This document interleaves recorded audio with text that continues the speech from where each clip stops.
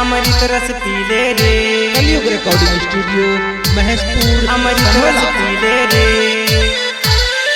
आदि आत्मा के स्वामी सौदाई जी अइले रे। अमर नाम कलयुग का अमृत रस पीले रे। आदि आत्मा के स्वामी सौदाई जी अइले रे। अमर नाम कलयुग का अमृत रस पीले रे। 4 दिन की जिंदगी भक्ति में जीले रे। अमर नाम कलयुग का अमृत रस पीले रे। अमर नाम कलयुग का अमृत रस पीले रे। कल की ही कर्मों का धार है, नाम सौदाई ही मुक्ति का द्वार है। कल की ही कर्मों का धार है, नाम सौदाई ही मुक्ति का द्वार है। गुरुजी अपने शिष्य से यही बात कही ले रे।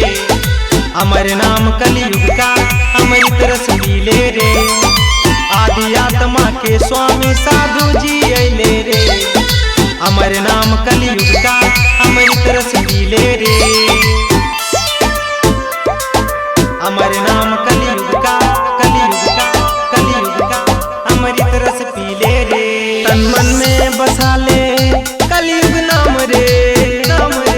मिलेगा जग में जिससे तुझे पहचान रे। तन मन में बसा ले कलयुग नाम रे। मिलेगा जग में जिससे तुझे पहचान रे। राजस गुरु जी संजय बिहारी चरण पूजिले रे। अमर नाम कलयुग का अमृत रस पीले रे। आदि आत्मा के स्वामी साधु जी अइले रे। अमर नाम कलयुग का अमृत रस पीले रे। अमृत रस पीले रे। कलयुग रिकॉर्डिंग स्टूडियो महसपुर सनोला।